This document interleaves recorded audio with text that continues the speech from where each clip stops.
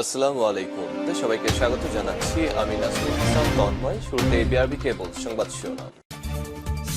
বাংলাদেশের সর্বশেষ গুরুত্বপূর্ণ আপডেট সংবাদ আপনাকে স্বাগত। শুরুতেই সংবাদ শিরোনাম, পরে বিস্তারিত। শুরুতেই জানিয়ে দিব, বিডিআর বিদ্রোহ, শেখ হাসিনা সহ 11 জনের নামে হত্যা মামলা। 2009 সালে বাংলাদেশ রাইফেলস বিডিআর সদর দপ্তর পিলখানায় বিদ্রোহের ঘটনায় দায়ের করা মামলার আসামি বিডিআর উপসহকারী পরিচালক ডিএডি বীর মুক্তিযোদ্ধা মোহাম্মদ আব্দুর রহিমের কারাগারে মৃত্যুর ঘটনায় হত্যা মামলা দায়ের করা হয়েছে। সাবেক প্রধানমন্ত্রী শেখ হাসিনা, সাবেক বিজিবি মহাপরিচালক এবং সাবেক সেনাপ্রধান আজিজ আহমেদ এবং পিলখানা বিদ্রোহ মামলার আইনজীবী মোশারেফ হোসেন কাজল সহ 11 জনকে আসামি করা হয়েছে। আজ ঢাকা মহানগর হাকিম মোহাম্মদ আখতারুজ্জামানের আদালতে এই মামলা দায়ের করা হয়। মৃত আব্দুর রহিমের ছেলে অ্যাডভোকেট আব্দুল আজিজ এই হত্যা মামলা দায়ের করেছেন। এরপর জানিয়ে দিব, ভারতে আর মাত্র 25 দিন থাকতে পারবে হাসিনা, বলছে ভারতীয় সংবাদ মাধ্যম হিন্দুস্তান টাইমস। এদিকে আত্মগোপনে থাকা গোলাম দস্তগীর যেভাবে গ্রেপ্তার হলেন, গাজী গ্রুপের চেয়ারম্যান গোলাম দস্তগীরকে আজ গ্রেপ্তার করা হয়েছে। ছাত্র জনতার অভ্যুত্থানে শেখ হাসিনা দেশ ছেড়ে ভারতে পালিয়ে যায়। যদিও এর আগেই আওয়ামী লীগের অসংখ্য নেতাকর্মী দেশত্যাগ করেছেন, কিন্তু বিপাকে পড়ে যান যারা দেশত্যাগ করতে পারেননি। শেখ হাসিনার পতনের পর একে একে প্রকাশিত হচ্ছে শেখ হাসিনা সরকারের নানা অনিয়ম, দুর্নীতি। এর মধ্যে শেখ হাসিনার সাবেক মন্ত্রী গোলাম দস্তগীর এবং গাজী গ্রুপের চেয়ারম্যান দস্তগীর, তিনি আগে পাট এবং বস্ত্রমন্ত্রী ছিলেন, তাকে গ্রেপ্তার করা হয়েছে আজ। জানাবো এই আওয়ামী লীগের নেতা কিভাবে আত্মগোপনে থেকেও শেষ রক্ষা পেলেন না।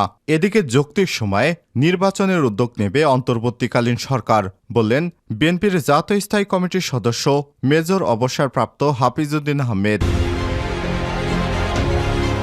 এবারে জানাবো, ভারতে আওয়ামী লীগ নেতা পান্নার মৃত্যু। ছাত্রলীগের সাবেক সাধারণ সম্পাদক এবং পিরোজপুর জেলা আওয়ামী লীগের সদস্য ইসহাক আলী খান পান্না মারা গেছেন। ভারতের মেঘালয়ের শিলং পাহাড়ে ওঠার সময় তাকে ভারতের বর্ডার রক্ষা বাহিনী বিএসএফ গুলি করে। এ সময় তার মৃত্যু হয়। এবং সর্বশেষ জানিয়ে দিব, আজ থেকে সমমনাদের সঙ্গে বৈঠক করবে বিএনপি। সরকার পতনের পর সমমনা দল এবং জোটের সঙ্গে আবারও বৈঠক করতে যাচ্ছে বিএনপি। আজ রোববার এই বৈঠক শুরু হওয়ার কথা রয়েছে। জানা গেছে, বিকেলে গুলশানে বিএনপির চেয়ারপারসনের রাজনৈতিক কার্যালয়ে সমমনা 12 দলের জোটীয় নেতাদের সঙ্গে এই বৈঠক অনুষ্ঠিত হবে।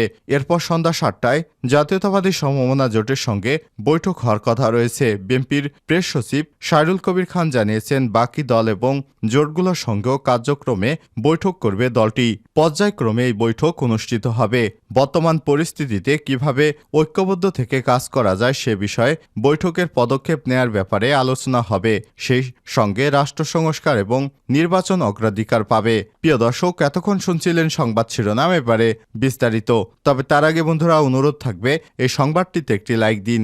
এই চ্যানেলে আপনি নতুন হয়ে থাকলে আমাদের সংবাদটি দেখতে দেখতে চ্যানেলটি সাবস্ক্রাইব করে রাখুন, যাতে করে বন্ধুরা আমাদের পরবর্তী লেটেস্ট আপডেট সংবাদগুলো সবার আগে আপনার কাছে পৌঁছে যায়। কমেন্ট করে আপনার মূল্যবান মতামত জানিয়ে দিন আপনি বিশ্বের কোন দেশ থেকে বা বাংলাদেশের কোন স্থান থেকে আমাদের সংবাদটি দেখছেন এবং শুনছেন।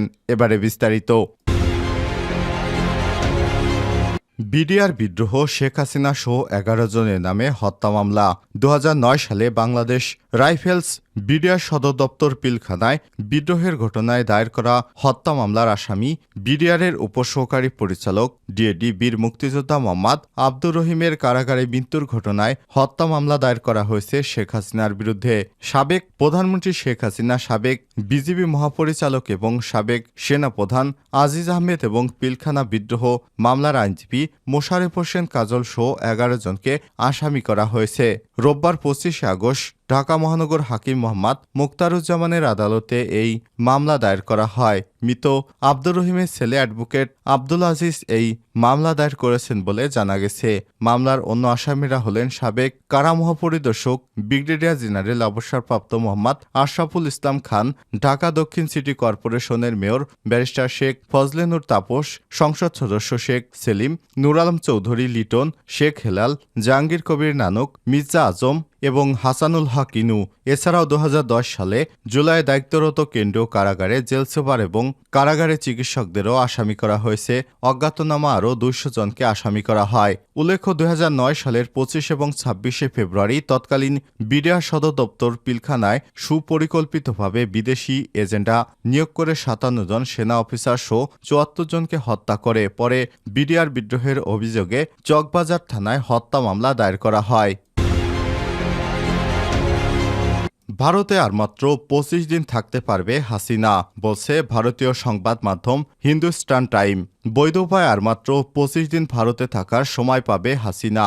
আজ এক প্রতিবেদনে সব তথ্য জানিয়েছে ভারতীয় সংবাদ মাধ্যম হিন্দুস্তান টাইমস। ছাত্র জনতার বিক্ষোভের মুখে গত 5 আগস্ট দেশ ছেড়ে ভারতে পালিয়ে যায় শেখ হাসিনা। ওই দিন ভারতে আশ্রয় নেয়। ইতিমধ্যে তিনি ভারতে 3 সপ্তাহের বেশি সময় কাটিয়ে ফেলেছেন।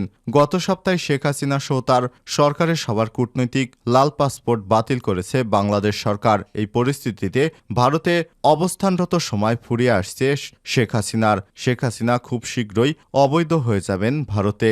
বৈধ পথে মাত্র 25 দিন ভারতে থাকতে পারবেন তিনি, এরপরই অবৈধ হয়ে যাবেন, এমনটাই জানিয়েছে ভারতীয় সংবাদ মাধ্যম। আত্মগোপনে থাকা গোলাম দস্তগীর যেভাবে গ্রেপ্তার হলেন। ছাত্র জনতার অভ্যুত্থানে শেখ হাসিনার 1.5 দশকের শাসন ছেড়ে ভারতে পালিয়ে যায়। যদিও এর আগে আওয়ামী লীগের অসংখ্য নেতাকর্মী দেশত্যাগ করেছে, কিন্তু বিপাকে পড়ে গেছে, দেশত্যাগ করতে পারেনি অনেকেই। শেখ হাসিনার পদত্যাগের পর থেকে একে একে অপ্রত্যাশিতভাবে আওয়ামী লীগের নেতাকর্মীদের দুর্নীতি এবং নানান অপকর্মের খবর বের হয়ে আসছে। গ্রেপ্তার করা হচ্ছে দলের শীর্ষস্থানীয় নেতাকর্মীদের। ফলে যারা দেশ ত্যাগ করেননি বা করতে পারেননি তারা চলে যায় আত্মগোপনে। এরই মধ্যে শনিবার গ্রেপ্তার হন পাট এবং বস্ত্র মন্ত্রণালয়ের সাবেক মন্ত্রী এবং গাজী গ্রুপের চেয়ারম্যান গোলাম দস্তগীর গাজী। শনিবার রাতে রাজধানীর শান্তিনগরে একটি বাসা থেকে ডিবি পুলিশ তাকে গ্রেপ্তার করে। পুলিশ জানিয়েছে, নারায়ণগঞ্জের রূপগঞ্জ থানায় দায়ের করা মামলায় তাকে গ্রেপ্তার করা হয়েছে। রোববার সকালে পল্টন থানার ওসি মোহাম্মদ খলিল হোসেন গণমাধ্যমকে বলেছেন, শান্তিনগরের একটি বাসা থেকে সাবেক পাটমন্ত্রীকে গ্রেপ্তার করা হয়েছে। তিনি গ্রেপ্তারের রাতে তার সমন্দির অর্থাৎ স্ত্রীর বড় ভাইয়ের বাসায় আত্মগোপনে ছিলেন। ডিবি পুলিশের একটি দল তাকে সেখান থেকে গ্রেপ্তার করেছে। তিনি এখন ডিবি কার্যালয়ে রয়েছেন। উল্লেখ্য, দ্বাদশ জাতীয় সংসদ নির্বাচনে নারায়ণগঞ্জের রূপগঞ্জ 1 আসন থেকে আওয়ামী লীগের নৌকা প্রতীক নিয়ে এমপি নির্বাচিত হয়েছিলেন গোলাম দস্তগীর গাজী। ছাত্র জনতার অভ্যুত্থানে সন্ত্রাসীদের গুলিতে নবম কিশলয় হাই স্কুলের 10ম শ্রেণীর ছাত্র রোমান মিয়া 17 নিহত হওয়ার ঘটনায় গত বুধবার নারায়ণগঞ্জের রূপগঞ্জে থানায় শেখ হাসিনা এবং গোলাম দস্তগীর গাজী সহ 105 জনের নামে হত্যা মামলা দায়ের করা হয়। মামলাটি করেন রোমান এর খালা রিনা। মামলার বাদী জানান, গত 5 আগস্ট শেখ হাসিনা পতনের খবরে ছাত্র জনতার আনন্দ মিছিল চলাকালে আওয়ামী লীগ এবং অঙ্গ সংগঠনের নেতাকর্মীরা পিস্তল, আগ্নেয়াস্ত্র, দেশীয় অস্ত্র নিয়ে রূপগঞ্জের চনপাড়া এলাকা জনকল্যাণ স্কুলের সামনে ছাত্র জনতার উপর হামলা চালায়। এ সময় সন্ত্রাসীরা ছাত্র জনতাকে লক্ষ্য করে গুলি এবং ককটেল বিস্ফোরণ ঘটায়। এ সময় সন্ত্রাসীদের গুলিতে নিহত হয় রোমান মিয়া। পরে স্থানীয়রা তাকে উদ্ধার করে পূর্বগ্রাম হাসপাতালে নিয়ে গেলে চিকিৎসক তাকে মৃত ঘোষণা করেন। যুক্তির সময়ে নির্বাচনের উদ্যোগ নেবে অন্তর্বর্তীকালীন সরকার, বললেন হাফিজ।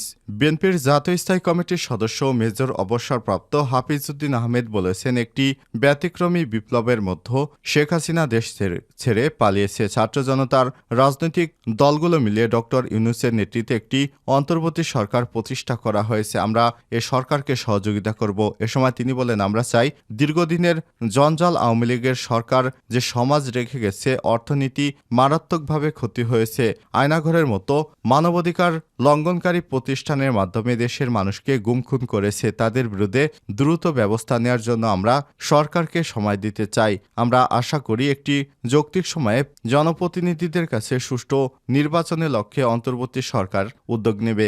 শনিবার 24 আগস্ট সকালে রাজধানীর জিয়া উদ্যানে জিয়াউর রহমানের মাজারে শ্রদ্ধা নিবেদন শেষে তিনি এসব কথা বলেন।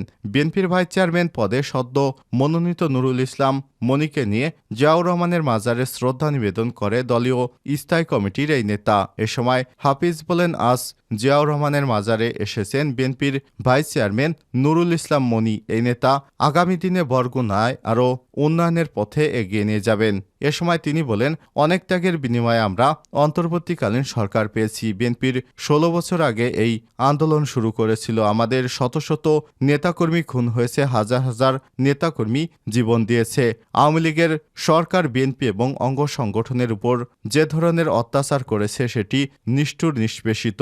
তাদের হাত থেকে আমরা রক্ষা পেয়েছি। সুতরাং ছাত্রছাত্রীরা এই সরকার গঠন করতে সহায়তা করেছে। তারা একটি সময় আমাদেরকে দিবে যে আগামীতে অমুক সময়ে দেশে সুষ্ঠু নির্বাচনের মাধ্যমে নতুন সরকার গঠিত হবে।